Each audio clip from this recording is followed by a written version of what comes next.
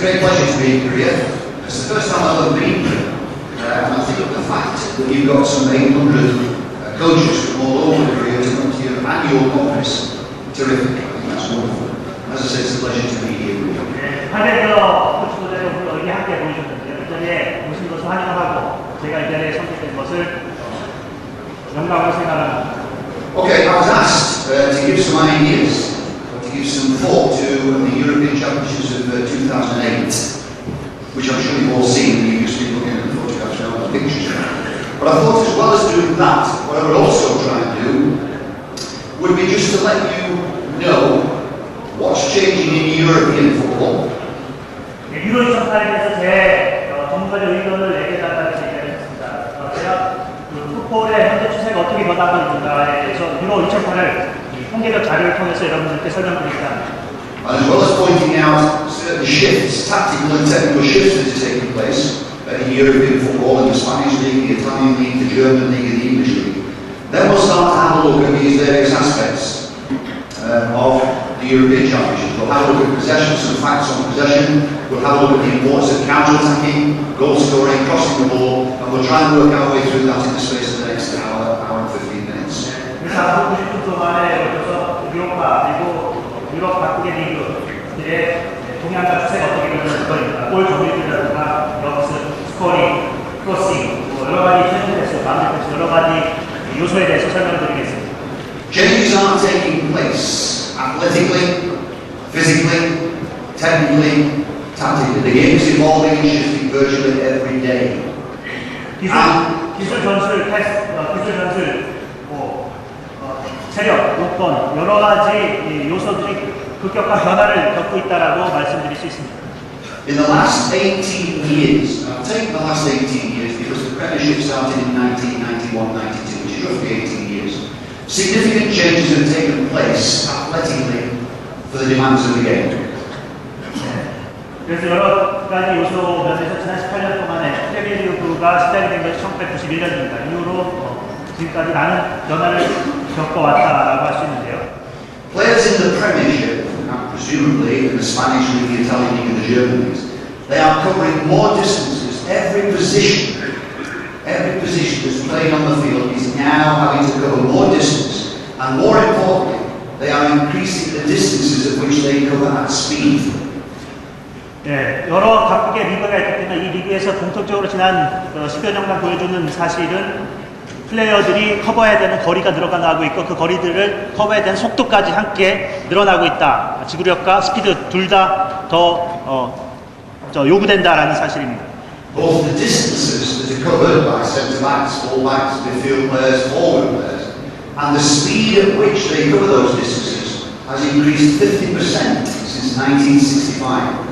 센터백이 됐든 미드필드가 됐든 커버해야 되는 그 거리가 1965년 이후로 지금에 비해서 비교할 때 약 50%가 증가했다라는 것입니다. And it's not uncommon at the highest levels of club football and international football for players to cover 13 kilometres per game in the distance. 클럽 풋볼이 됐든 국가 대학이 됐든 13km 게임당 13km의 거리를 커버해야 된다. So all in all, the game is much quicker. The ball travels quicker. The ball travels quicker between players. Players spend less time on the ball now than ever they did. Passing sequences are quicker. The whole movement of the ball and movement of players is much quicker than ever it's been in the past. 그래서 또 하나의 사실, 여기가 또 하나의 사실은 스피드가 굉장히 빨라지고 있다는 거죠. 볼 스피드가 빨라지고 있고, 패스 속도가 빨라지고 있기 때문에 플레이어나 볼 소유하는 그런 시간이 점점 줄어들고 있다는 거죠. And when you look at the number of sprints that take place in Premiership games, that has doubled since the year 2002. So in the last 6 years, the number of sprints that players make in the Premiership has doubled. 2002년 국가 지금에 비해서 대회볼 때 스프린트, 그러니까 플레이어가 전력을 뛰어야 되는 그런 상황들이 두 배가 게임당 2배가 늘어나고 있다는 것이고요. And alongside that, the number of high intensity activities, in other words, that's sprints, running just a little bit shorter than that, a little bit slower than that, that has almost doubled since 2002. So generally speaking, players are covering more distance at speed, more high intensity running and work is taking place than ever in the past, certainly 50% more than 2002. 2002년에 비해서 커버해야 되는 거리가 늘어나고 거기에 대한 스피드가 늘어나고 있다. 그리고 그 게임당의 고강도 체력을 요하는 그런 상황들이 빈도수가 훨씬 늘어나고 있다는 거죠. 그래서 게임당 최소 13%를 뛰어야 하는 그런 체력과 플러스 스피드를 요구하게 됐습니다. Now, I won't cover every detail on every slide because you have the information in front of you that we don't have the time to cover everything. But if you were to take a team like Arsenal, and Arsenal are recognised, it's certainly in England and certainly throughout Europe, as being perhaps the most technical team playing the game these days. 유럽 리그 풋볼 클럽 중에서 가장 테크니컬, 기술적인 면에서 뛰어난 그 팀이 아스널로 평가를 받고 있습니다. Now, when you look at Arsenal, this technical team that passes the ball more than anybody else, has players with excellent first touch, good control. They cover more distance at 7 metres plus per second, which is high intensity, than any other team in the Premiership. So not only are they technical, they are quick. 프리미어십 중에서 가장 많은 거리를 커버하면서도 초당 7m의 속도를 내고 있습니다. 스피드 또한 보유하고 있다고 하셨습니다. And when the research was done, Arsenal had 10 players in the top 60 players for covering 20 metres at speed. 10 players in the top 60 were from Arsenal Football Club, but covering 20 metres at speed, the quickest players. 그래서 20m를 최단 시간에 주파할 수 있는 선수들이 60명이 리그에 60명이 있는데 그 중에서 10명이 바로 아스날 팀에 소속되어 있었습니다. And alongside that, Fabregas, who's a technical and tactical playmaker, controller, architect of the way that Arsenal play the game, he covers regularly 13 kilometres, 30 metres on game. So he's regularly covering a distance of 13 kilometres. 페리가스 같은 경우는 팀의 여러 가지 기술적인 전술적인 조율을 하는 그런 순의 역할을 하고 있는데요. 13km, 게임당 13km 이상을 커버를 하고 있습니다. And if you look at another highly technical player, Thomas Rosicky, he covered more distance game by game at high intensity than any other player in the Premiership. Sorry. 프리미어십 어느 선수보다도 토마스 리스키 같은 경우는 가장 빨리 가장 많은 거리를 주파하는 그런 활동력을 가장 완성한 활동력을 보이겠습니다.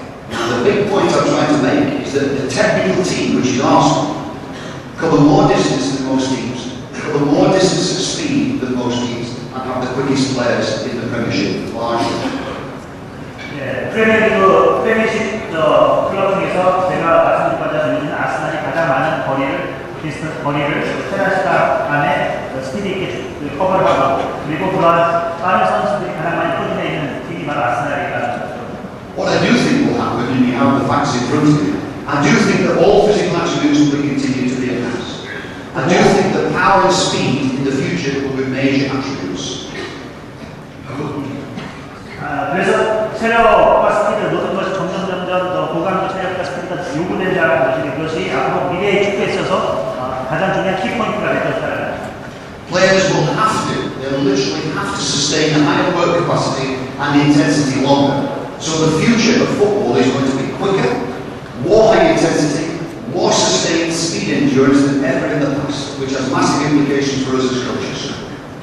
그래서 여러 선수들께서 저한테는 계속 인식해야 될 것이 앞으로 미래 축구는 더 빨라지고 더 그럼에도 불구하고 더 고강도 체력을 요구하는 그리고 아주 하이 인텐시티 고강도 상황들이 많이 빈번하게 발생하는 그런 축구가 전개될 것이다. And I'm convinced that explosiveness, both vertically and laterally, will be absolutely essential in the future, and without doubt, agility in all positions, all players, will be crucial. So really, we're looking for a different animal, a different player for the future game. 미래에 있어서는 서로 지금까지는 다른 그런 선수들의 배출이 요구된다는 것이죠. 수식적, 수평적인 폭발성이 요구될 것이고 그럼에도 불구하고 여러 가지 유연성과 멀티플레이어성을 갖춘 그런 선수들이 점차 필요하게 된다는 것이죠. So the question for you as coaches and the implications for you as coaches, when you do your work, are you doing speed endurance on a regular basis? Are you working on agility with and without the ball on a regular basis? Are you working on speed with and without the ball on a regular basis? Because if not, you're letting your players down because that's going to be the demands of the future. 그래서 지구력과 스피드를 주기적으로 선수들에게 대항을 시키는 그런 훈련을 지도자로서 하고 있는가라는 질문을 스스로 해보셔야 됩니다. 그리고 그것과 더불어서 이러한 애질러티, 그 유연성에 대한 훈련을 또한 볼을 가지고 있지 않던 이 훈련을 주기적으로 하고 있는가. Okay, scientific research and certainly sports research and football research is taking place. And as well as the physical shifts or the athletic shifts in the game, there are certain technical and tactical shifts that are taking place. And if you look at the last 18 years again, this period, these things are happening. 여러 축구 전문 잡지 포맷에서 연구가 진행되고 있는데 체력과 분석 면에 있어서 지난 18년 동안에 그런 분석이 있습니다.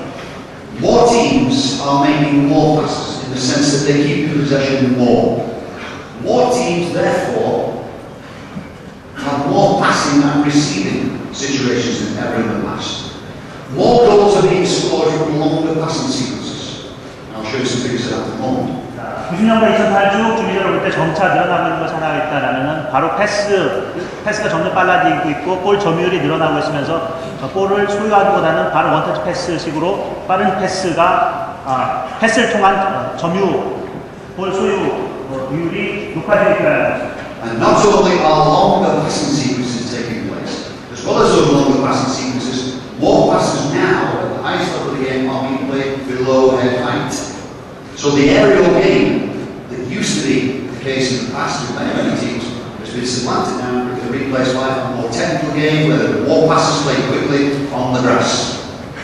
네, 그래서 높은 그런 고공 패스보다는 그 허리 아래에 낮은 아니면 쌍골 패스 같은 그런 패스의 빈도수가 늘어나고 있고 그 빈도수를 통해서 볼을 잃지 않고 점유해가는 그런 시간이 점점 늘어나고 있다는 것입니다. More and more players are running with the ball. You've got these facts in front of it. More and more players are running with the ball, and now this is quite increased significance. More goals are being scored through the centre. More goals are being created by teams playing the ball through the front of the penalty box as opposed to crossing the ball, and that's a significant advancement. 새롭게 변하고 있는 그런 중요한 점은 이 크로스보다는 페널티 안에 중앙 돌파를 통한 그런 골이 점차 늘어나고 있다는 것이에요. So to sum up for you so far, the game is faster and quicker than ever it used to be. Agility is more important. Explosive, vertical and lateral is much more important. The ability to keep the ball, make sequences of passes quickly, to enter the penalty box from the centre is becoming an increasing feature of the way that teams are playing at the highest level. 그래서 종합적으로 보다는 유연성, 그리고 수평적인 폭발성, 그리고 볼 점유, 볼 수율, 그리고 빠른 그 시퀀스의 패스, 그리고 페널티의 중앙 돌파를 통한 골, 이런 것들이 대세가 되고 있는 추세라는 것입니다. Now, if you look at what's happening in the Champions League, because most of the players in the Champions League will play in the European Championships anyway, there are one or two things coming out of the Champions League that are well worth thinking about as coaches. If you look at the year 2006 in the Champions League, the four semi-finalists were AC Milan, Liverpool, Manchester United and Chelsea. And those teams between them scored 64 goals in free play, excluding set pieces. 64 free play goals. 네, 2006년 영국팀 유럽의 챔피언스 리그를 살펴보면 4강 팀들이 있는데요.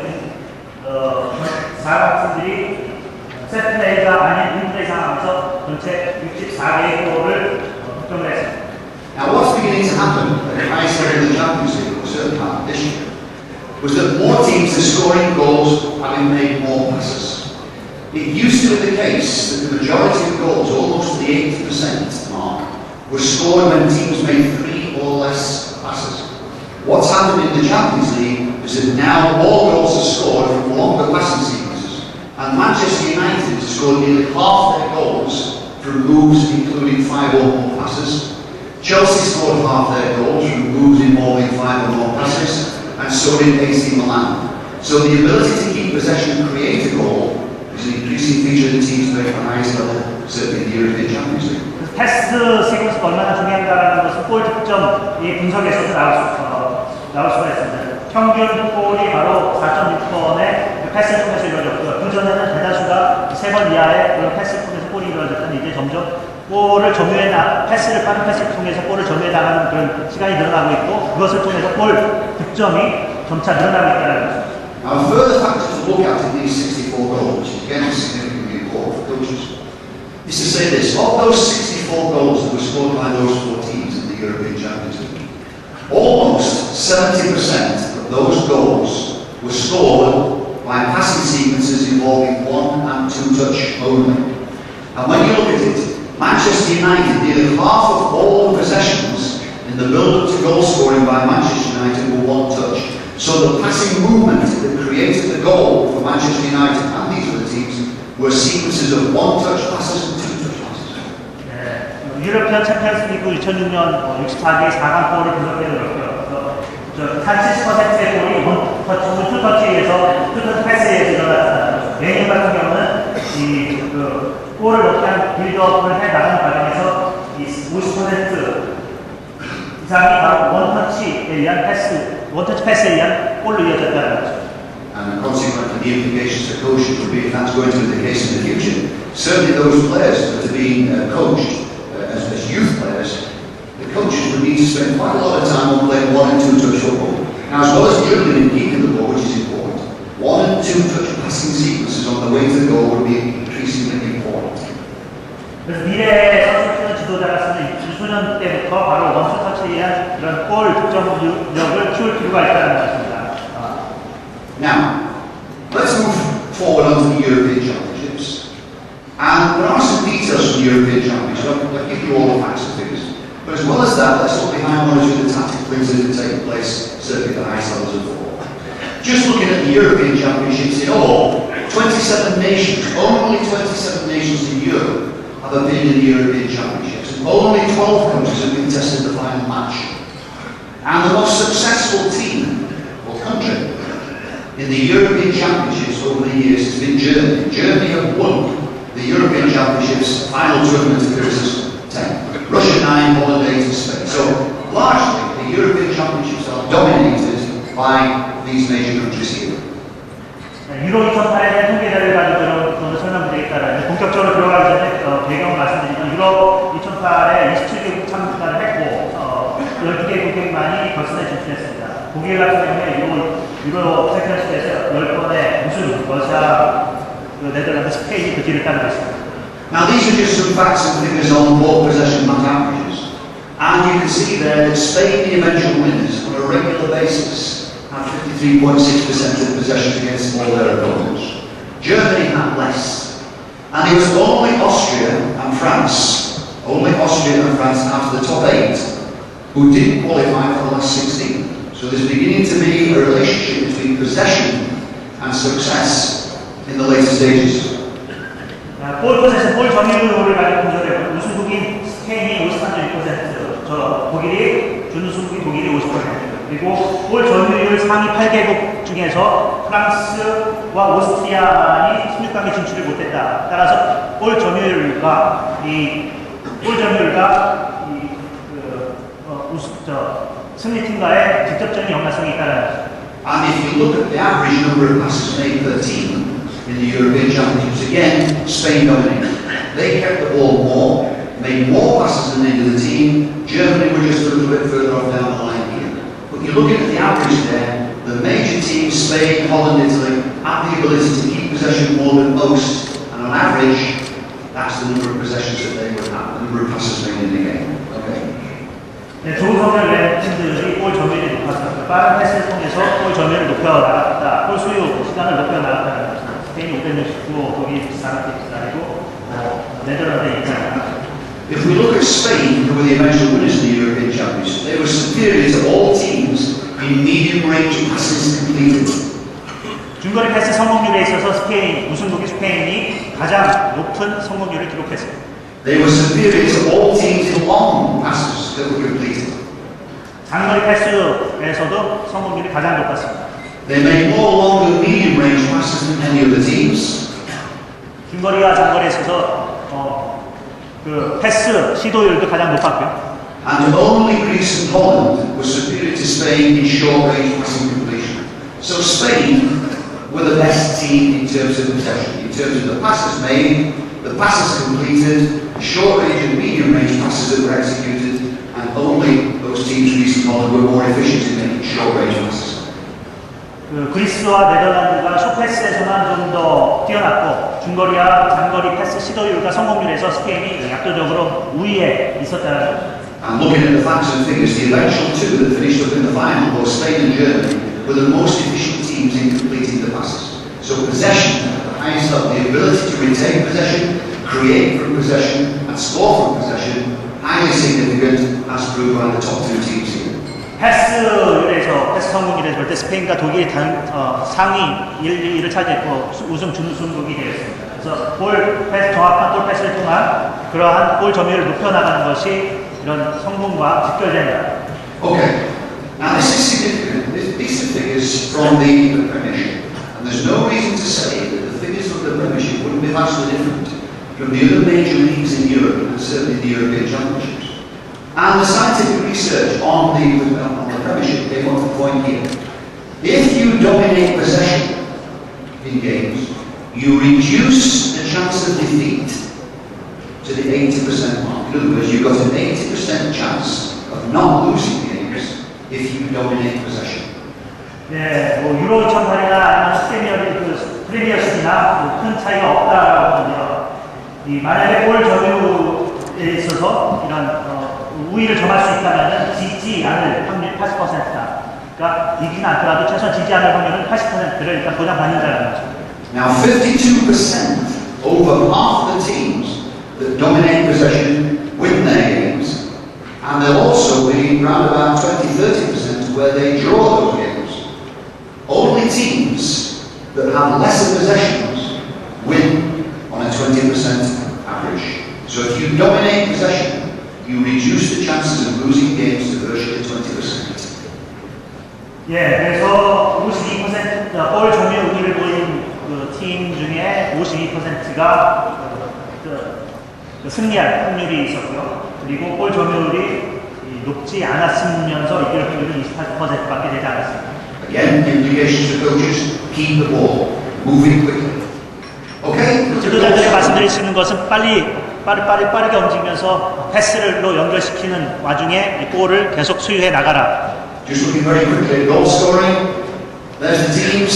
We've got these facts and figures. There's the teams. There's the number of goals scored. There's the average. Average Spain scored 2 goals a game. Interestingly enough, 77 goals were scored in total.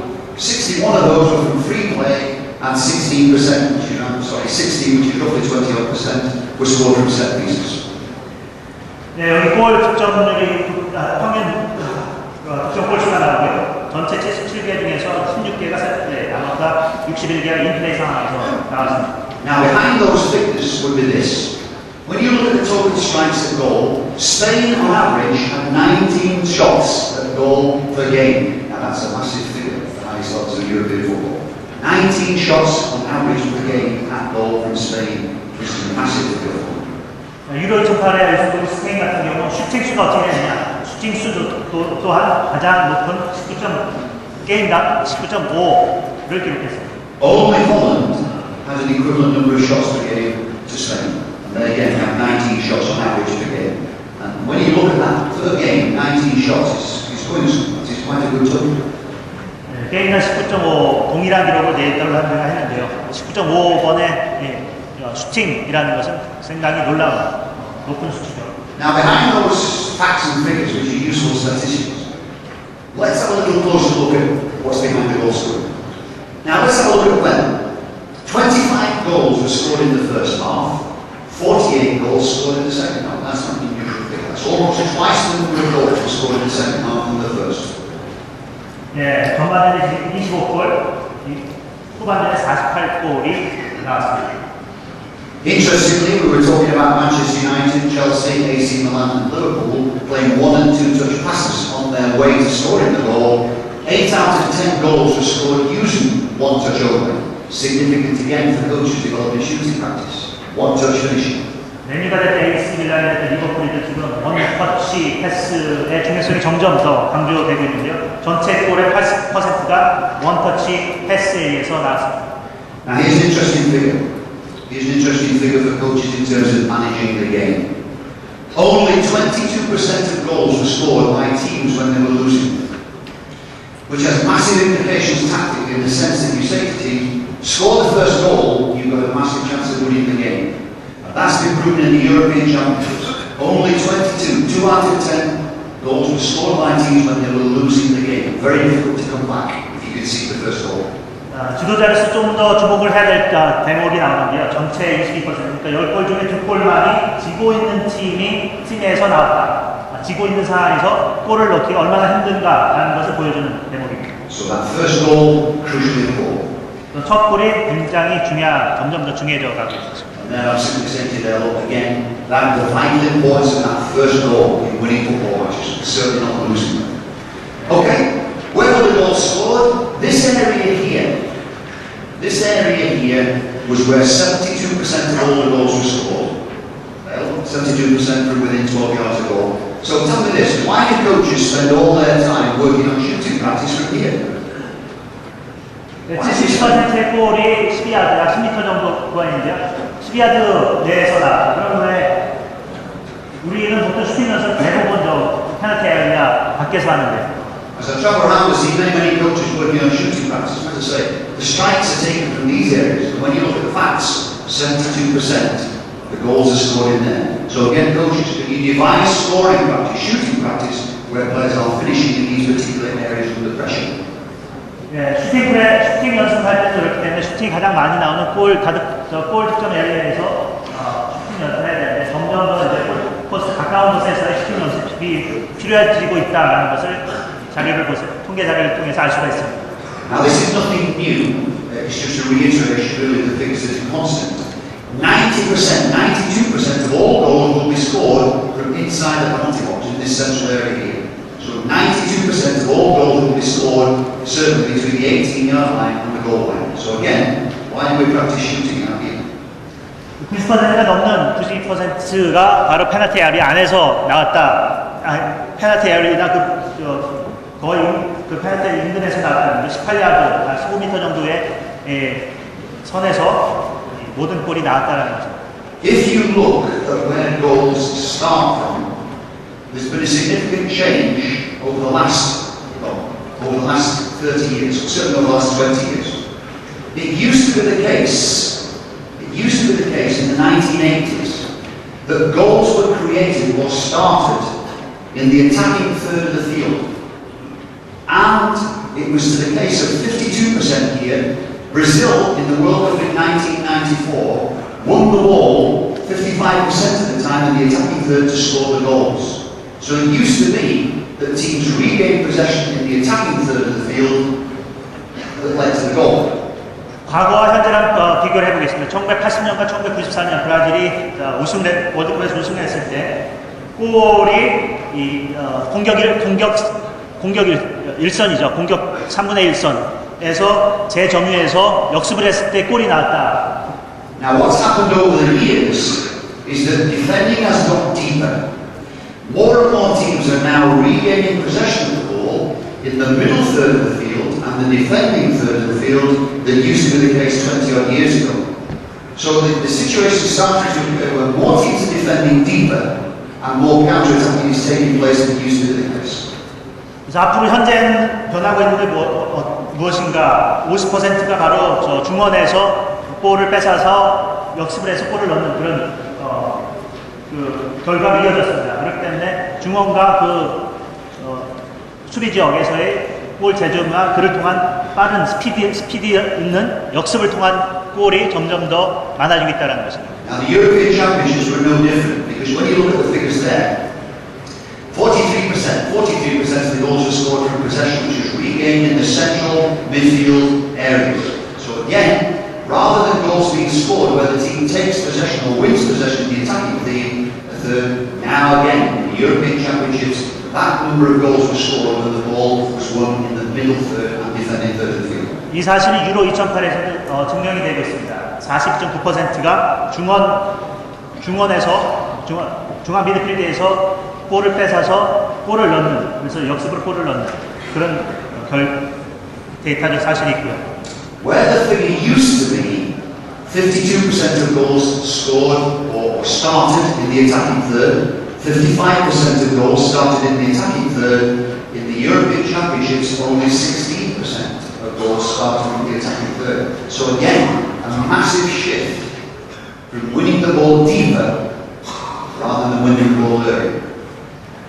그래서 상대방 지역, 그러니까 공격 일선에서 볼을 뺏어서 골을 넣는 것이 80년 90년대 50%가 넘었었는데 유로 2008에는 어땠습니까? 그것이 16.7%로 낮아졌습니다. 따라서 중원과 수비 지역에서부터 볼을 재점유해서 빠른 역습을 통해서 골을 넣는 그런 추세로 진행되고 있다는 거죠. So the tactical shift is taking place, and these are the areas now where teams are winning the ball and going forward to score from there.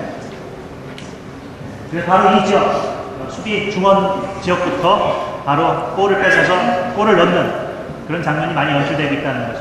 And those are the facts and figures from the European Championship. 유로 2008 데이터 결과를 보면 이것이 그래요. Along those lines, have a look at Chelsea. Chelsea won the Premiership in the year 2005-2006. Now again, have a look at this figure.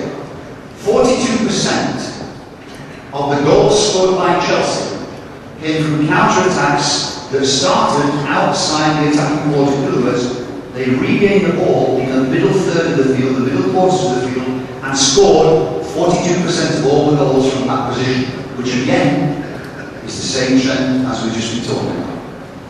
예, 그 첼시 2005년 프리미어리그 우승팀인 첼시를 보면 42%의 골이 바로 공격 4분의 1선, 그러니까 상대 지역 골포스트 가까운 공격 4분의 1선에서 나왔다는 것이고요.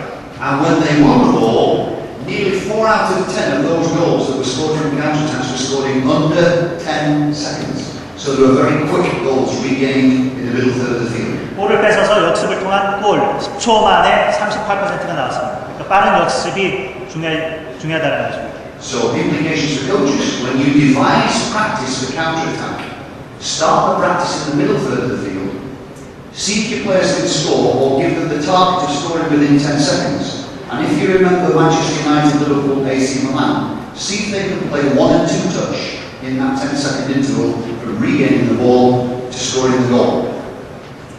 예. 그래서 지도자로서 선수들 양성할 때 역습의 중요성, 특히 그 미드필더 지역에서의 볼을 뺏어서 빠른 시간의 역습을 통해서 원투 터치를 통해서 바로 골로 이어지는 에스밀란이나 메뉴도 마찬가지 그런 추세를 보이고 있습니다. Now, when you look at the best teams that play the game in football, you can read this in international football. Not only do they score from counter-attack, they also score from goals that are built on a series of passes, 5, 6, 7, 8, 9, 10 passes. So whilst counter-attack is highly significant and should be part of the coach's training on a regular basis, also the ability to create a goal where you have to play passes, put sequences of passes together and build a goal is also increasingly significant, as I say, for those high-level teams. 거의 나머지 절반이 역습이 아닌 그런 인플레이 상황에서의 골 빌드업을 통해서 5, 6, 9번, 10번의 그 오랜 골 패스를 통한 골 전을 통한 그런 골로 이어졌다. 그러니까 역습과 이런 골을 만들어 나가는 전술과 전략 이 두 가지가 모두 필요합니다. Arsenal, certainly when they're playing at the Emirates Stadium, will pack this area of the field with defenders because they know that Arsenal want to go through there. Now, when Chelsea won the Premiership in the year 2005, 8 out of 10 of the entries into the penalty box that resulted in a goal came from this area here, just outside the penalty box in the central area from counter-attacks. So when they counter-attacked quickly, scored goals in under 10 seconds, 1 and 2 touch passing, and 8 out of 10 of the final passes for the goal came from that central area there. 첼시 2005년 프리미어리그 우승팀의 경우에 있어서 81%가 바로 이 페널티의 정면 돌파를 통해서 정면에서 나왔습니다. 그 10초 안에 이 공격 일선에서 볼을 뺏어서 바로 원투 터치 패스를 통한 골로 이어지는 이런 상황이 거의 대부분의 골에서 나왔다는 것인데요. 아스널도 이런 경향을 보이고 있고 따라 수비팀이 이런 중원 페널티 에리아 중앙 지점에 대한 수비를 강화하고 있습니다. And again, if you want to emphasize the importance of counter-attacking, if you look at the European Championships in the year 2004, previous European Championships, nearly half the goals that were scored in Euro 2004 came from counter-attacks. So counter-attacks are a significant feature tactically these days. 그래서 역습이 점점 중요해지고 있는데 2004년 유로 2004 결과를 보더라도 역습에 의한 골이 바로 절반 48%가 역습에 의한 골로 이어졌습니다. Okay, in every technical feature, Spain and Germany are in the top 4 or 5. When you look at the number of crosses made in a game, Spain on average, 11 point or so. That's the figure, the number of ones, the number of crosses that they delivered. Germany, the number of crosses that were delivered in there. So they were on a regular basis delivering crosses as well as going through the penalty box. The surprise is that Holland, who played with 2 wingers and such a wide forwards on a regular basis, only delivered 33 crosses, 8 per game, which is quite surprising for a team that plays 2 wide players near the touchline in the attacking third of the field.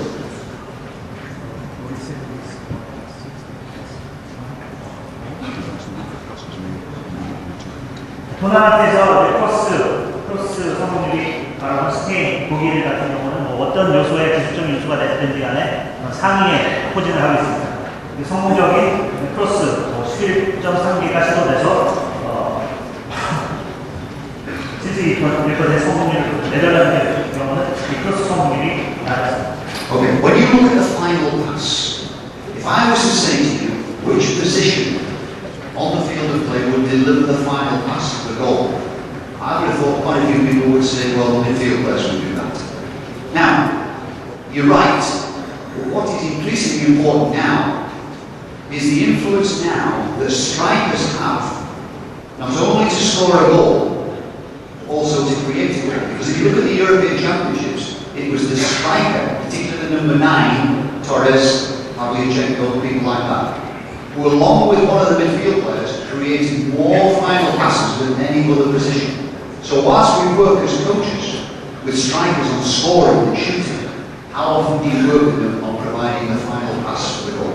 최종 패스, 파이널 패스가 어떤 포지션의 선수가 가장 잘할까? 물론 미드필더라는 그런 일반적인 상식을 가지고 계실 텐데요. 맞습니다. 그렇지만은 요새 최근에 있어서 스트라이커가 이 최종 패스를 통해서 골로 연결시켜주는 그런 역할이 늘어나고 있습니다. 토레스라든가 뭐 파블리첸코라는 같은 그 스트라이커 같은 경우도 많은 그런 골 어시스트를 했고요. So whilst the role of the striker would be to show for the ball, to secure the ball, to set other people up with passes, one of his major roles now is beginning to supply the final pass with precision into the penalty box for the final goal scorer. 네, 그래서 스트라이커에 대해서 이런 파이널 패스, 최종 마무리 패스에 대한 훈련도 지도자로서 염두에 두시고 해야 될 텐데요. 그래서 어떻게 볼을 확보하고 소유하고 날카로운 페널티 에리어 박스로 찔러주는 패스를 할 수 있을 것인가, 이것이 다른 포지션의 선수뿐 아니라 이제 스트라이커의 몫이 되어가고 있다는 것입니다. And again, if you look at the major supply lines for the final pass, this central area here and this area just off the centre were the 2 most significant areas from where the ball was delivered for the goal scorer. 골 어시스트가 이루어지는 부분에 대한 그런 퍼센티지인데요. 중앙과 바로 모서리 부분이 가장 높았습니다. Okay. The role of the modern striker is changing. Where the striker used to play, in these central areas here, that's where you'd expect him to have most of his touches. That is a diagram where Wayne Rooney, when he plays for Manchester United, this was a game against Aston Villa. Now that's where Wayne Rooney, who is a forward, on that game he was playing as a number 9, a central striker for Manchester United. Now that's where he had all his touches during the game. So why should you expect the striker, the modern striker, to spend most of his time and therefore have most of his touches? In this area, the modern striker these days is having to occupy these areas of the field, and he's becoming an all-round player as well as a number 9. 또 하나의 제가 스트라이커가 이제 스트라이커 골 넣는 그 가운데 골 포스트 근처에 있다 뿐만 넣는 역할이 아니라 이게 맨일의 의미가 아스톤빌라 경기에서 어느 위치에 있었는가를 보여주는 거거든요. 건강히 공격 수력에 참여를 하면서 이런 포지션이 어느 위치에서 소화할 수 있는 그런 스트라이커 역할이 좀 더 중재된 역할이 요구된다는 거죠. Now, as well as that, again, if you look at the role of the lone striker, this again is you probably heard of Jermaine Defoe, who plays for Portsmouth, and a New England player, Gabriel McBonnell, who plays for Aston Villa. Now, they were playing as the lone central striker, and in these games again, you can have a look at the distribution of where they had their touches playing as a lone striker. So what's starting to happen, forward players are no longer strikers, no longer wingers. They have to be flexible and play across the width of the field and the depth of the field. Again, implications for coaches in developing your strikers. 예, 코스워츠의 제라민 대표 아스톤빌라의 가브리엘 아굴라오 단독 최전방 스트라이커인데 그 어느 위치에서 어떤 활동을 하나 마크에 금방 갈 수가 있습니다. 단순히 최전방의 스트라이커 역할뿐만 아니라 유연성을 가지고 모든 그 포지션을 소화내면서 골 득점으로 골 득점으로 팀을 이끌 수 있는 그 역할이 필요해 됩니다. What would be interesting for you as coaches would be to take the discs or the DVDs from the European Championships and just have a look where Torres touched the ball, have a look where Pavlyuchenko touched the ball, and I would be surprised if it's vastly different from what we see now. So whilst we classify them as strikers and their job is to score goals, which it is, they're also now more important players outside the goal-scoring areas. Just as the striker's role is becoming more expansive, so you'd say the same for midfield players. And again, this is the Premiership. This is Frank Lampard for Chelsea and Steven Gerrard for Liverpool. And when Chelsea played Liverpool, again, look at the distribution where the midfield players take possession of the ball.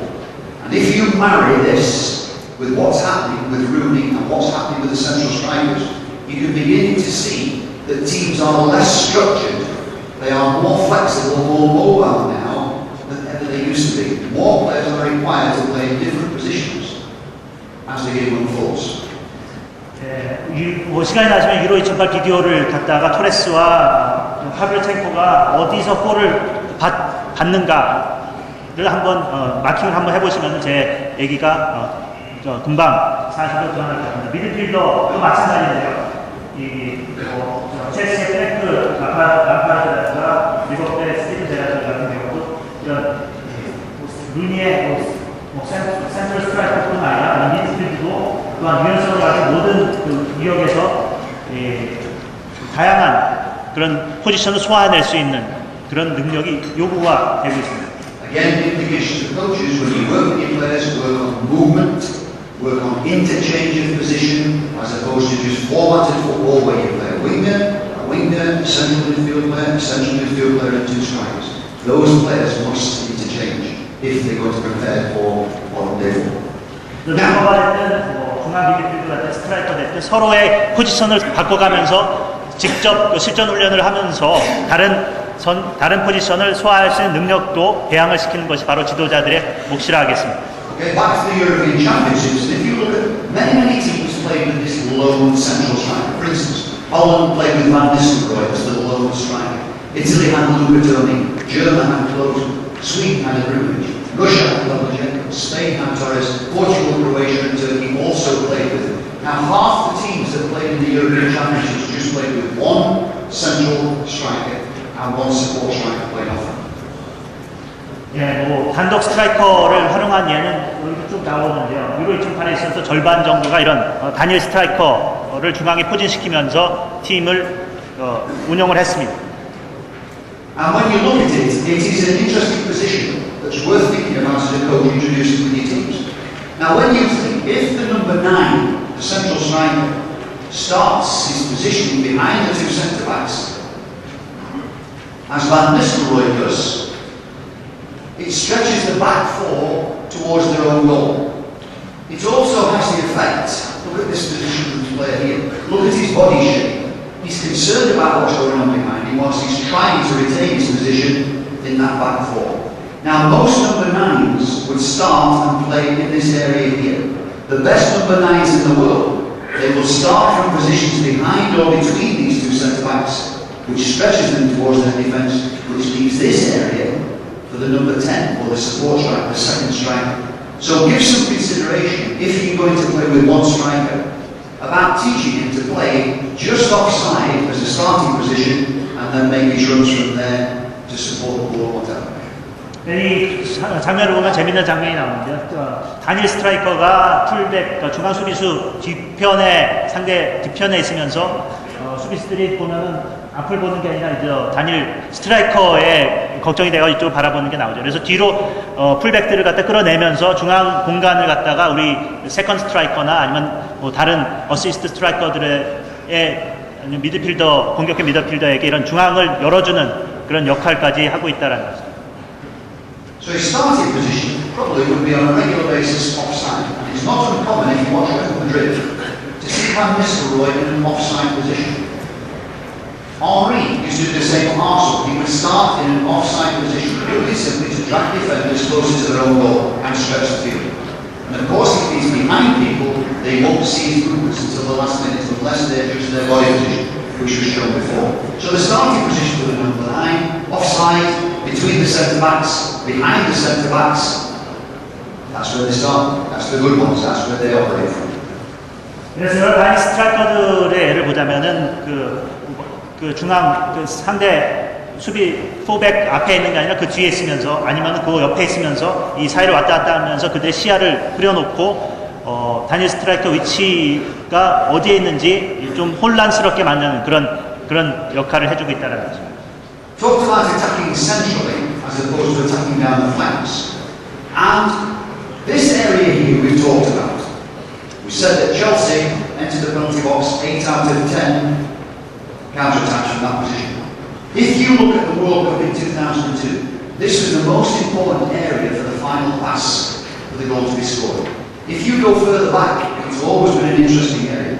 If you go back to the 1998 World Cup and the European 2000 Championships, half of the goals that were scored by France were created from this position here.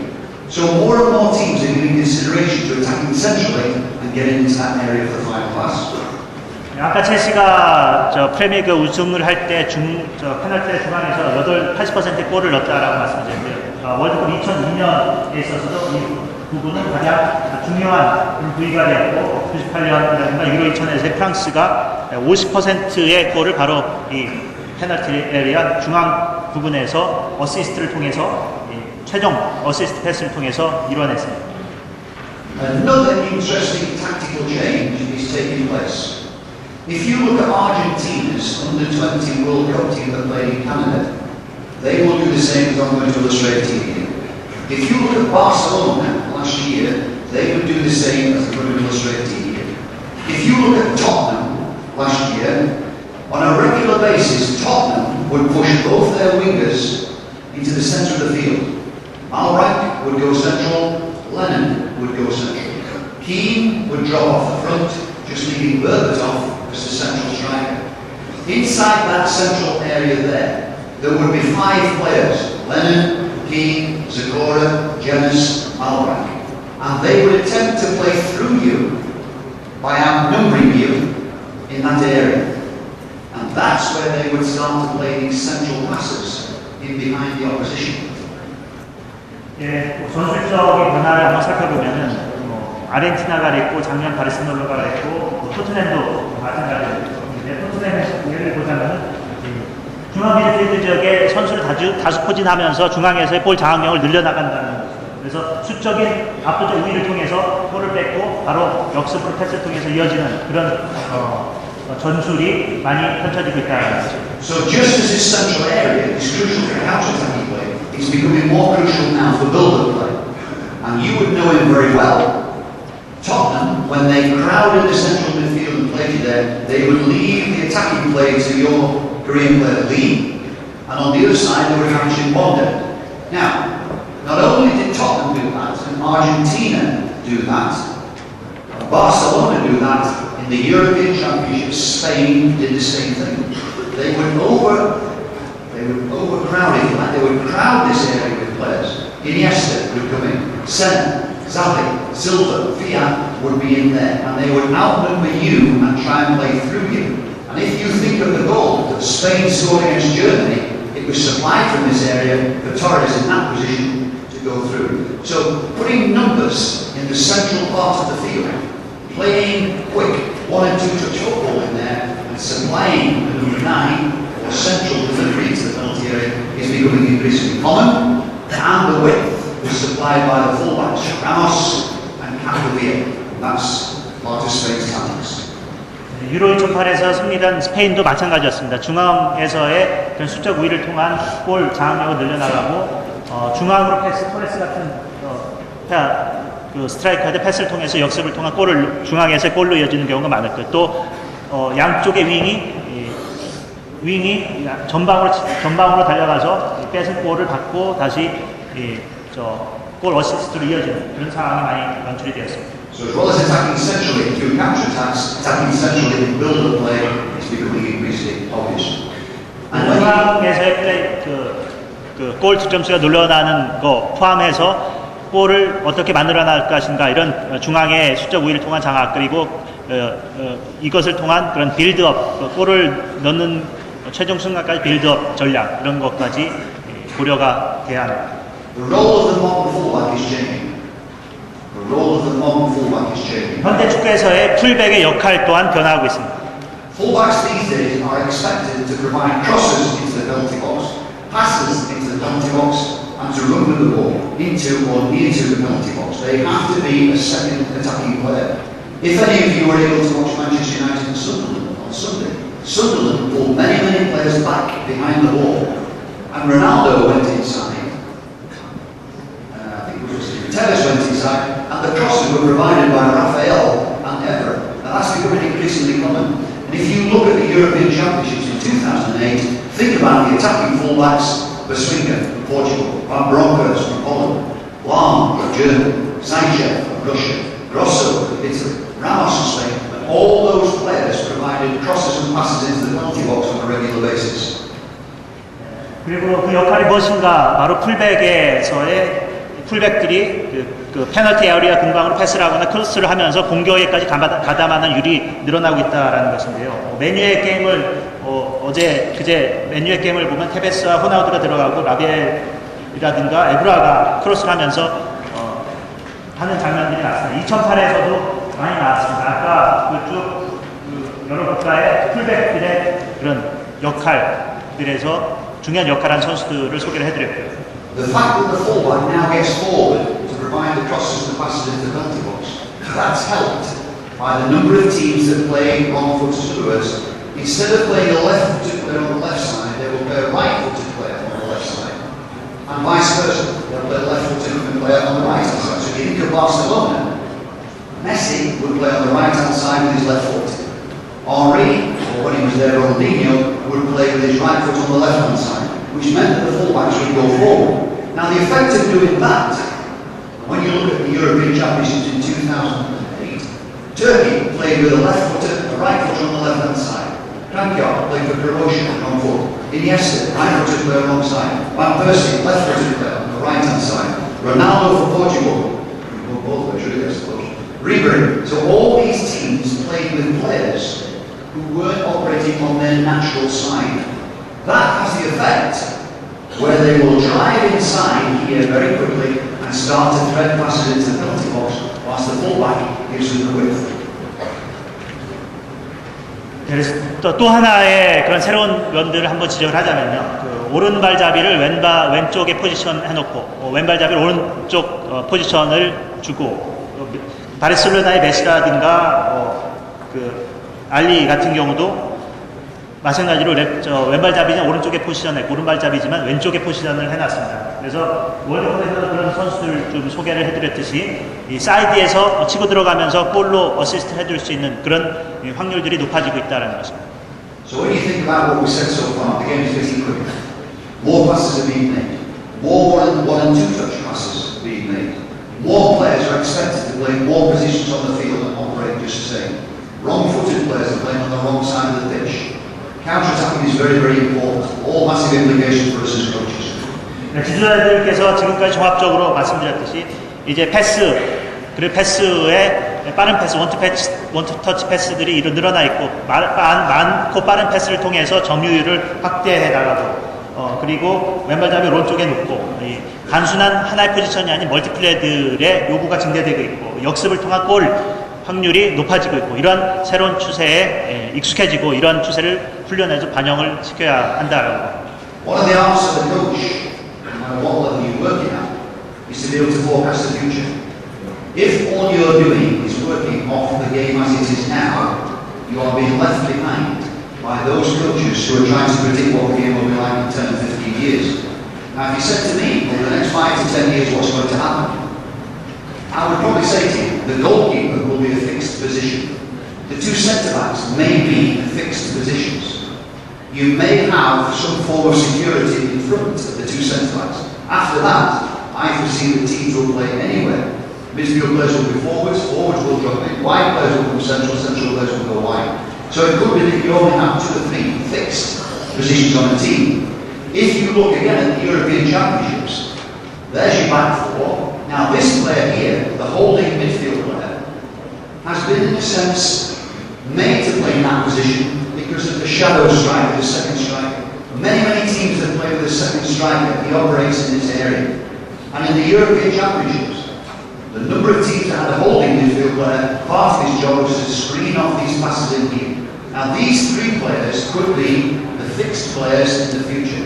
Only those 3. I expect him to go forward, then to change places, him to come in. But teams are starting to operate with a holding midfield player to secure this area in front of the centre-backs.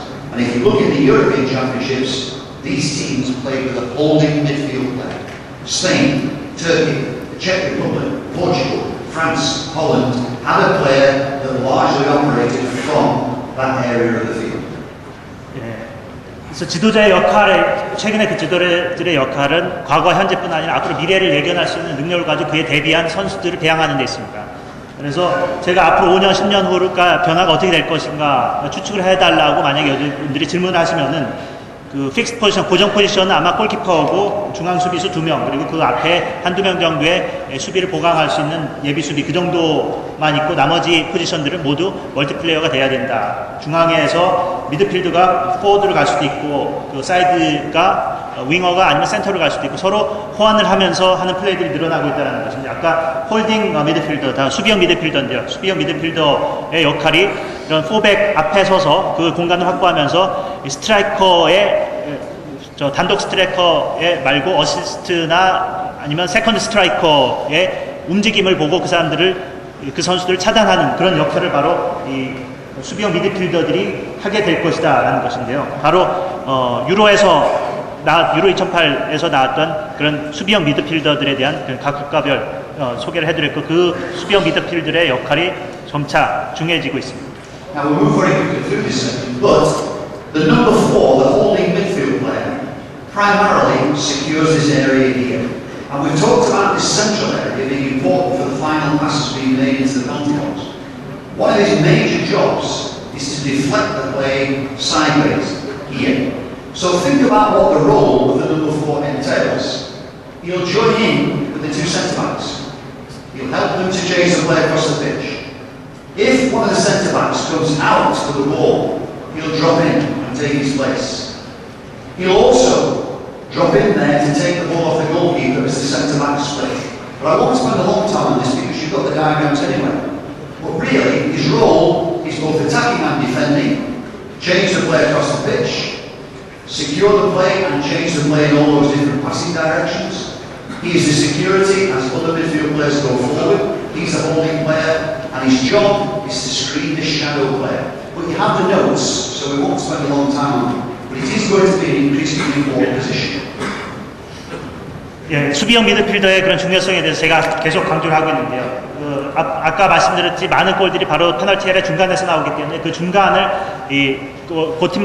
버팀목 역할을 하면서 패스들이 사이드로 가서 이제 상대팀이 골을 넣을 수 있는 그런 골 시도를 할 수 있는 그런 빈도수를 줄여나가는 역할도 하나가 있고 또한 풀백이 공을 다시 재점유해서 앞으로 나갈 때 풀백들이 센터든 다른 풀백들이 나간 그 자리를 메꿔주는 그 수비 역할을 할 수 있고 또한 패스를 통해서 우리 선수들이 상대방 진영으로 찔러 넣어주는 그런 역할도 할 수가 있습니다. Now, zone defending at set plays is not a common feature. It is becoming increasingly. 자, 축구에서도 눈과 마찬가지로 맨투맨이냐, 지역 방어를 할 수가 있는데 지금까지 축구에 있어서는 그 맨투맨만 많은 맨투맨에 대해서만 중요성이 강조됐었는데 앞으로 추세는 바로 지역 방어, 좋은 디펜스가 될 것이다라는 것입니다. Now, 3 teams at the European Championships, which might not sound too many, but it's 3 more than ever used to be the case. Austria, the Czech Republic and Germany are starting to experiment and to incorporate in their tactics zone defending at corners and zone defending at free kicks. 그리고 유로 2008에서 오스트리아, 체코 그리고 독일이 바로 그런 존 디펜스, 지역 방어에 충실해서 많은 효과를 나타냅니다. As well as that, if you watch Liverpool play, ever since Rafa Benitez has been the manager, he has incorporated zone defending at corners in the way that Liverpool play. More and more teams are beginning to examine it, though it's been around for 30 years. More and more teams are starting to examine it and to incorporate it in the way that they play, defend from set pieces. 리버풀 같은 경우도 이제 지역 방어를 점차 수비의 근간으로 전략에 활용을 하고 있는데요. 지난 30년 동안 지역 방어가 없었던 건 아닙니다. 그렇지만 앞으로 점점 많은 팀들이 그러한 zone defense, 지역 방어에 관심을 높여가고 있다는 것입니다. Very simply, very quickly, we'll go through it. Why are they starting to do it? Because the zone defense that sets up starts to occupy and continues to occupy until the corner has been delivered. The main scoring areas, I said to you, 72% of all the goals scored in the European Championships were scored within 12 yards of goal. Zone defending, where players mark spaces and do not mark players, they will put those players in the significant goal scoring positions, and the players don't move until they attack the ball. They don't mark individual players. As well as that, it means that these players are calm, composed, and don't have to react to any movements made by attacking players. All they do is take their position, and they purely and simply attack the ball when it's in the air. They don't mark, they do not follow, they do not react to any movement made by any striker, which I'll show you in a moment. 지역 방어의 강점들에 대해서 제가 설명을 드릴 텐데요. 유로에서도 아까 유로 2008에서 전체 골의 대다수가 12야드, 10m, 골포스트 10m 근방에서 이루어졌다라고 할 수 있는데, 코너킥이든 세트플레이 상황에서 수비수들이 전체 선수들이 지역 방어를 하면서 상대방에 대한 1대1 마크를 하는 것이 아니라 골을 계속 주체할 수가 있고, 자신의 지역을 지킴으로써 골 득점이 빈번하게 이루어지는 그런 공간을 미리 확보하고 막아 나갈 수가 있다는 것입니다. 여기 대해서 좀 더 구체적인 설명을 하면서 Now you have the reasons as to why I'm advocating to you think about zone defending. I won't go through each and every one of them. Suffice it to say that if Liverpool are trying it and Germany are trying it, there may be some substance in it. I would give it some thought as a coach, as opposed to man marking. What exactly takes place? Well, I'm going to give you some evidence. When I worked at the Football Association in England, I was the national coach, national youth coach. Over a period of 3 years, we had every youth team, under 15, 16, 17, 18, 19, 20. Every one of those teams defended solely from set pieces over a 3-year period. Now in that time, only 15% of goals were conceded from set pieces. The average percent that teams concede from set pieces is a third of the goals. So we reduced by half the number of goals that our teams conceded from set plays by adopting zonal marking, which is a significant reduction.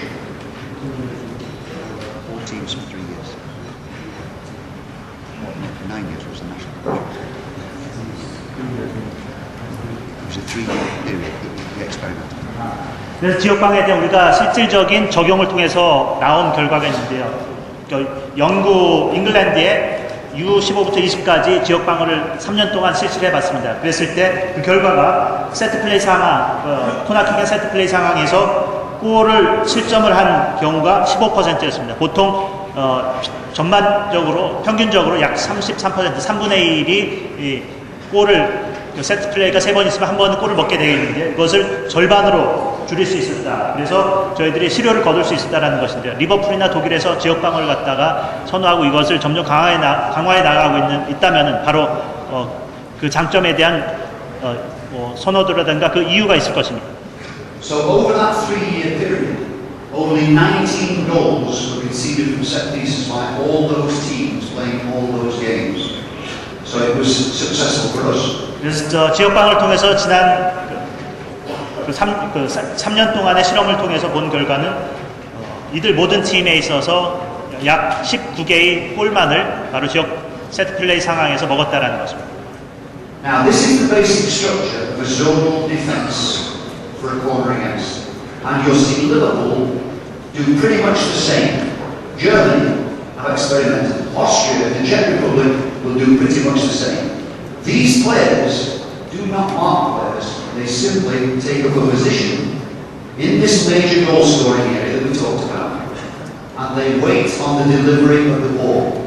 As and when the ball is delivered, whichever player, wherever the ball comes into his zone, the player will be responsible for hitting the ball. Okay? So that's the basic starting position.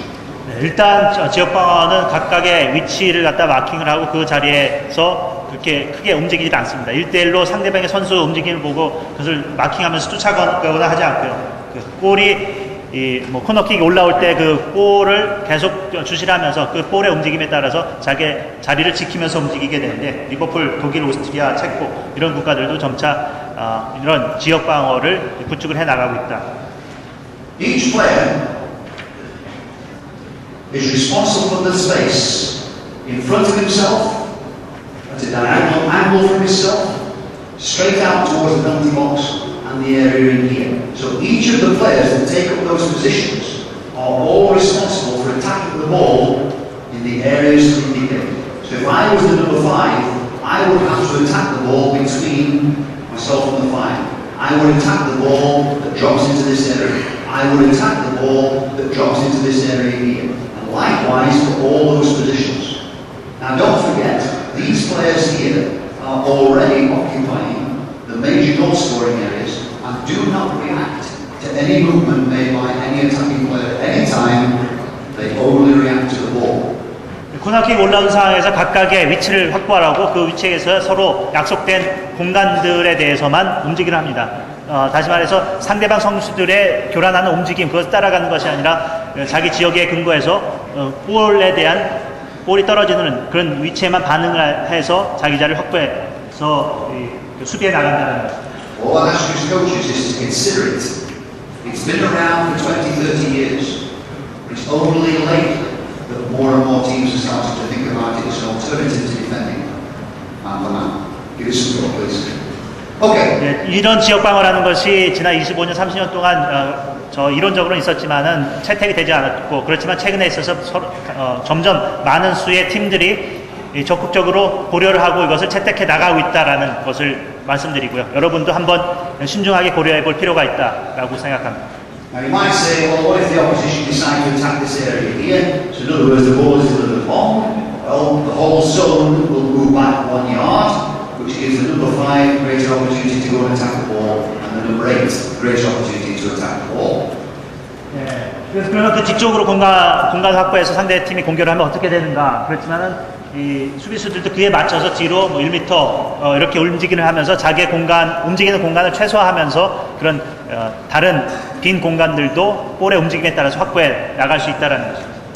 And should the opposition decide to take a short corner, well, these two players will be the two players that will have to contest the ball, whilst these players stay in their structure, with these two moving across. So, watch Liverpool, watch Austria, watch Germany. They're starting to take it on board, and these are the principles that they're defending the set pieces from now on. 이 상황에서 저런 식으로 움직일 수 있고 제가 말씀드렸던 이런 국가들이나 팀들이 이제 지역 방어를 통해서 수비에 있어서의 그런 전술적 변화를 획기적으로 시도를 하고 있다라는 것입니다. Right, just to make our way towards the end. If you look at a general summary of the European Championships in 2008, these, if you like, are 12 significant factors that took place in the European Championships and have implications for the game in the future. 유로 2008에서 저희들이 배울 수 있던 여러 가지 교훈들을 한 12가지로 정리를 해봤는데요. Now, zonal back fours prevailed in this tournament. I think it was only Austria that played with 3 at the back. 포백 시스템으로 가서 조언을 확보한 지역을 포백 시스템으로 갔다는데 오스트리아만이 3백으로 갔습니다. So teams are continuing to operate stubbornly as a defending unit. Is man for man with a sweeper redundant? Well, that's not quite the case because Egypt won the African Nations Championship this year, 2008, playing with a sweeper. What about Zoltan? Right, he's just asked me to repeat. I said, in the European Championships, zone defending was the most prevalent method of defending in the tournament. However, some people would say, okay, is man-for-man defending with a sweeper security player behind dead? I'm not sure it is. It may come back. And if you look at the African Nations Championship in 2008, Egypt won it by playing man-for-man with a sweeper. So it's still successful at the highest levels of the game. 아프리카 챔피언십 같은 경우 이집트가 아직도 그 맨투맨 방어를 통해서 2008년 우승을 했는데요. 그렇지만 유로 2008에서는 이런 지역 방어가 대세가 됐고 이것에 기반한 포백 시스템으로 갔다. 어떤 것이 나을지에 대해서는 논란이 있지만 양쪽 다 어느 한쪽이 아니라 양쪽 다 고려해볼 가치가 충분히 있다라고 봅니다. If you go back 10, 12, 15 years ago, AC Milan were probably one of the finest teams at pressing the ball in your defending half of the field. They really would press you very tightly. That tactic almost seemed to have been abandoned for a while because in the European Championships and also in the European Champions League, more and more teams are defending deeper rather than early. They are inviting you to come forward towards the halfway line before any serious defending takes place. And that's a tactical shift. Because many teams used to go and press you in your half and try and regain the ball as early as possible.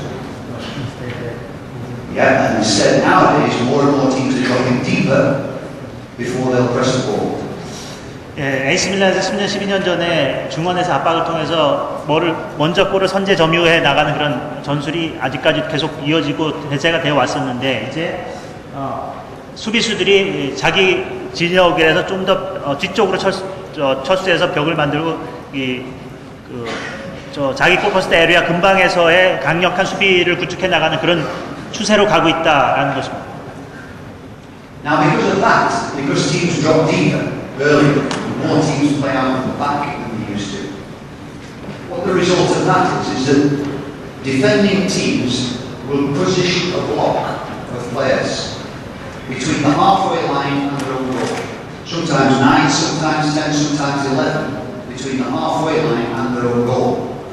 And that was the case in the European Championships. And the problem now for coaches in the future, certainly if you aspire to be a coach in the K-League, and certainly if you aspire to be the national coach's career, is how are you as a coach going to break down the numbers behind the ball between the halfway line and your goal? It's an increasingly common feature. Coaches have to find a way of breaking down a team that drops behind the ball with significant numbers. 유로 2008에서 두드러진 현상이 중앙 하프라인과 자기 골대 사이에서 어느 정도 11명의 선수 중에서 일정 선수를 가지고 하나의 블락을 만들어 나면서 강력한 벽을 만들어서 수비를 해 나갔다라는 것인데요. 여러분들이 이제 챔피언스 리그나 클럽 챔피언스 리그에서도 마찬가지였습니다.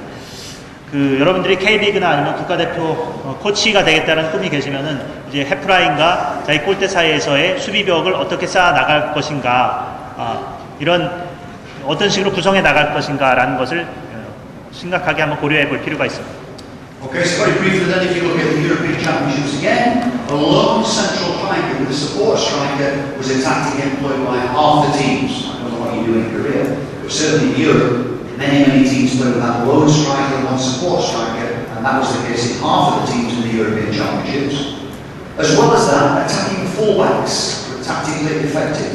Long, Van Bronckhorst, Ramos, Capdevere. It is becoming an increasing requirement of fullbacks these days to be able to get up and down the pitch and to perform as wide players would do once they get in the attacking third of the field, but not just deliver crosses, but deliver passes and create scoring opportunities in the penalty box. It's becoming increasingly apparent. 그래서 아까 말씀드렸듯이 이제 전체 유로 2008의 경우에 있어서는 전체 팀의 한 절반 정도 이상이 이 단일 스트라이커를 통해서 세컨드 스트라이커의 어시스트 조합을 통해서 골을 만들어 나가는 그런 그 전술적인 변화를 보였고요. 그리고 이 풀백들이 사이드를 치고 가면서 크로스를 올려주는 그러한 현상들이 더욱더 빈번하게 보여지고 있습니다. With the teams who was operated or was provided by the wide players, yes, some teams played with wide players, Holland played with wide players as an example, and the attacking fullbacks we just talked about. Wide players were required to play from the flanks, not just on the flanks. So the modern forward these days who operates as a wide player, yes, he needs to understand when he needs to be on the touchline and how to perform when he's on the touchline. But more and more increasingly, wide players are now spending more time 10 yards, 15 yards inside the touchline, and they're now having to operate as forwards, turn, provide for other people. They're not just wingers who go past fullbacks to produce crosses. They now are required to be a more flexible and a more fundamental player than the case before. 와이드 플레이어를 할 수 있는 것이 양쪽 피니시 라인 근처에 사이드에서 치고 들어가거나 아니면 크로스를 올려주는 역할을 하는 선수들을 말하는데요. 이 와이드 플레이어들의 중요성이 점점 높아지고 있고, 그래서 지금 사이드 플랭크, 그러니까 사이드에서부터 치고 들어갈 수 있는 그런 능력들이 점점 더 요구되고 있다라는 것입니다. In more and more teams at the highest level of the game, the first goal is highly significant. Not many teams win games having conceded the first goal. 그래서 선제골이 중요하다. 선제골을 잃고 나서 승리하는 팀이 점점 승리할 수 있는 가능성이 점점 줄어들고 있다. We've talked about zonal set play. That was more apparent in the European Championships in 2008. Counter-attacking, as always, continues to be significant at the highest levels of the game. Regaining possession of the ball is now taking place deeper rather than earlier, and of course superior possession percentages and strikes at goal are an indicator of success. 세트 플레이 상황에서 이 지역 방어의 그 전술적 변화가 눈에 띄게 보여지고 있고요. 그리고 이 역습의 중요성이 점점 늘어나고 있고, 수비벽을 전방에 구축하는 것이나 자기 골포스트 쪽으로 좀 더 들어서 하프라인과 자기 골대 사이에서의 자기 진영에서의 좀 더 깊숙한 그런 수비벽들이 늘어나고 있고요. 골 점유율이 중요해지고 많은 패스를 통한 골 점유율을 통해서 이제 승리할 수 있는 가능성이 점점 높아지고 있다라는 거죠. Okay, to finish off, because we talked about the Premiership, we talked about the Spanish League, we talked about the German League, and we talked significantly about the European Championships. And like I said, the question of the coaches is in the future. Where's the game going to go in the next 10 or 15 years? Are you going to be ready for it? Now, if you said to me, what would be the important tactical shifts or tactical challenges in the future game for coaches, I would say these. We'll go through these quickly because you've got the notes. I think coaches are going to have to be highly creative in deciding how they're going to beat significant numbers behind the ball. Is it going to be quick, incisive, 1 and 2 touch play? Is it going to be the development of better dribblers of the ball?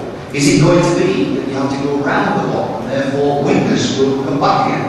That wide player who can take on fullback. Will it be that you're going to have to create 6'5", 6'6" strikers? Because if you can't go through the block and you can't go around the block, you might have to go over and into the block. But I do think coaches must give thought to how you're going to defeat large numbers of players behind the ball and not concede once you do so. 제가 말씀드린 지금까지 여러 클럽의 프리미어십이라든가 유로 2008 각국의 예를 통해서 그런 데이터적 경기 종합 분석을 통해서 말씀드렸는데요. 그럼 앞으로 전술적 변화에 대응하기 위한 코치 여러분들의 역할은 무엇이 되고 있는가? 10년, 15년 앞을 내다보면서 그런 전술적 변화에 맞춰서 선수들을 키워나가고 육성할 필요가 있다는 것입니다. 그렇기 때문에 원투 터치를 통한 패스를 통한 골 연습에 중점을 둘 것인가, 드리블 아니면 1대1 돌파를 통한 골 획득에 좀 더 주안점을 둘 것인가, 아니면은 윙사이드를 통해서 크로스를 통해서 하는 골이 될 것인가, 선수들의 수나 구성, 배치는 어떤 식으로 할 것인가. I think cleverness. 그렇기 때문에 코치들의 창의력, 단순히 간단히 말해서 Cleverness, creativity, unorthodoxy, if you like, will be essential in the final 25 yards. Alfie Lustin spent his life trying to produce better dribblers and better footballers, better technical footballers. His work will be increasingly important because in the final 25 yards of the pitch, being able to penetrate the penalty box, being able to penetrate the penalty box by going past defenders alone or in combination with other people, having that tight and significant first touch inside the penalty box, being precise, being creative and being unorthodox in the last 25 yards of the pitch, I think is going to be a big challenge for coaches. 코치들이 또한 중요한 과제라고 생각하는 것이 아까 말씀드렸던 것 여러 가지 창의력을 동원하는 것과 더불어서 25야드 안에서의 페널티 에리아 부근에서의 정확하게 찔러지는 최종 마무리 패스 이것을 통한 골로 이어지게 하는 그런 역할들이 점점 중요해질 것이고요. 그 중앙 부분과 이 포함한 페널티 에리아에서의 골 처리 그것이 가장 중요한 요소가 되고 있습니다. We saw with Chelsea and other teams, the top class teams can score both ways. They can score fast goals, fast breaks, counter-attacks in under 10 seconds. But if they can't do that, they can keep the ball, build a goal, and they'll create a goal with 9, 10, 12 passes if necessary. So I do think the intelligent coach in the future won't just work off one style of play, he's going to have to work off a variety of styles. But it will be dominantly either counter-attack style or building a goal style. 첼시 같은 톱 팀들도 보면은 10초 안에 역습을 통해서 빠른 패스트 브레이크, 빠른 돌파를 통해서 상대 진영을 무너뜨리고 그리고 골을 넣는 그런 빠른 플레이를 하는 반면에 또한 9번, 10번, 12번의 다양한 패스를 통해서 많은 시간 동안 골을 점유하면서 빌드업을 통해서 골을 넣는 이 두 가지 공격의 슬로우와 패스트한 이 두 가지 면을 다 고려한 그런 코칭이 되어야 합니다. In many countries in Europe, coaches are very suspicious of the clever player who does his own thing. Quite often it's a highly talented player who will win a game for you, but quite often doesn't contribute as much as he should to the team play. I do think in modern football, a highly creative, unorthodox, unusual, for want of a better word, maverick player is going to have to be incorporated in team play. And many coaches in Europe are suspicious of that type of player. Other parts of the world not really case. 유럽 코치들 같은 경우에는 감독들 같은 경우에는 개인기가 뛰어나지만은 팀 플레이를 못하는 그런 선수들에 대해서 많이 안 좋은 그런 눈초리를 바라보는 경향이 있습니다. 그렇지만 그러한 개인기가 뛰어난 그런 선수들을 팀 플레이어로 흡수해서 통합시키면서 팀의 결정적인 역할을 할 수 있는 팀원으로 양성시킬 수 있는 그런 것도 바로 여러분 코치들의 몫이라고 할 수 있겠습니다. A further challenge will be to produce a universal player. In other words, the defender that can go forward with the ball and play like a midfield player when he goes into midfield. The full-back who can get past the winger and can produce just as any other classy winger does, good crosses, beat people around the penalty box and so forth. The striker who's able to drop off the front and play in midfield. The midfield players who are able to break forward into the attacking third of the field and act like an attacking player. Players that can play virtually in any position, anytime, anywhere, operate as they should, will be crucial. I said before, I do think the two centre-backs and maybe the holding midfield player, maybe the structure of the team after that, I think anybody's got to have the ability to play anywhere, certainly in the future. And that will be a big challenge for coaches to devise practice and to have an environment where this kind of movement, this kind of creativity, this kind of flexibility amongst your players is accepted and certainly is developed. 그리고 제가 아까 강조를 했듯이 유니버설 플레이어, 다시 말해서 우리말로 멀티플레이어가 중요하다는 것입니다.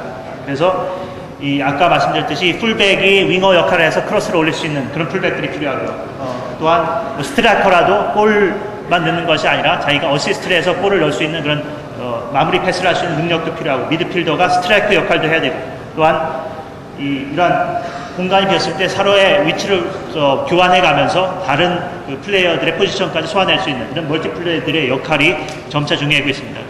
아까 말했던 두 명의 센터백과 수비형 미드필더, 골키퍼 이런 정도의 고정된 포지션 말고는 각자 서로의 포지션 소화할 수 있는 그런 멀티플레이어들을 양성해 낼 필요가 있습니다.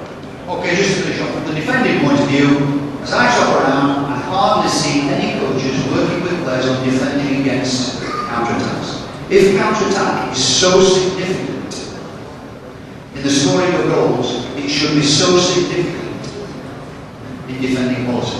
And yet I rarely see it. I see coaches working on pressing, I see coaches working on showing players inside and outside, I see coaches working on trapping opponents, but I very rarely see them working, if ever, defending some 30-40 yards away from goal when they're outnumbered and handed in the open. I don't see that.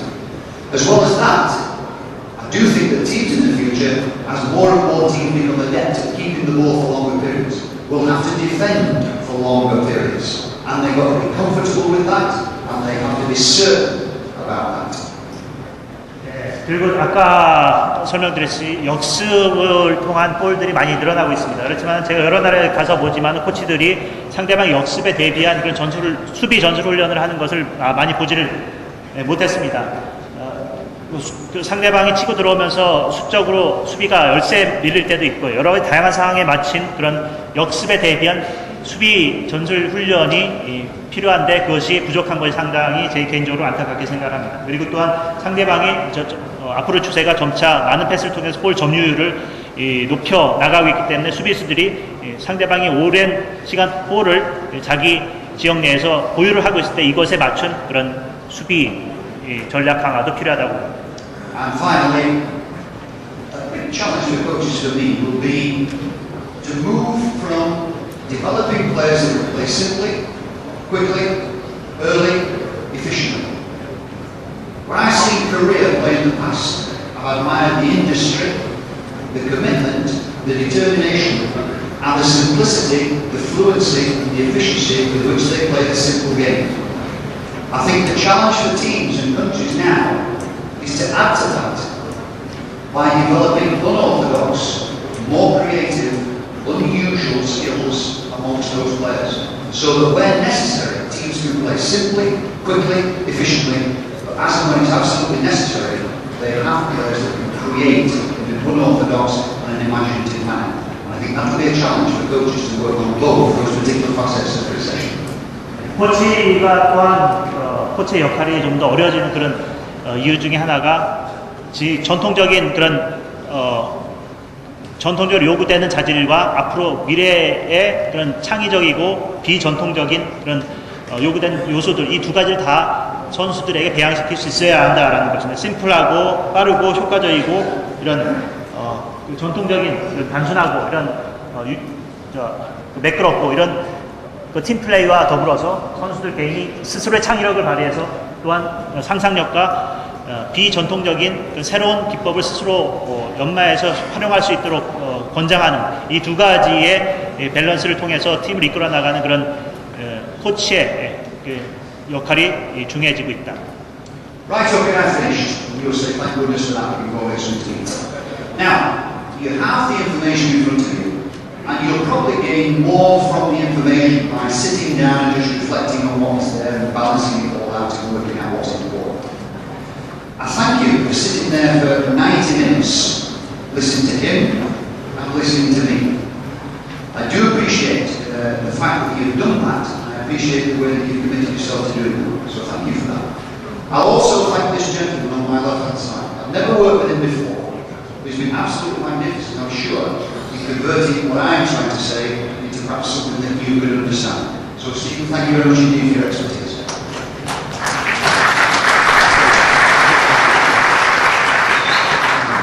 여러 배포된 자료가 있으니까 그 자료를 좀 더 많은 시간을 가지고 좀 집중해서 보시면은 제가 한 이야기들에 대해서 소화해서 더 잘 이해할 수 있는 그런 기회가 될 수 있을 것이라고 봅니다. 90분 동안 많은 시간 동안 집중력 있게 참여해서 들으신 데 대해서 감사를 드리고 또한 제 얘기를 전달해 준 통역에 대해서도 감사를 드립니다. Thank you all.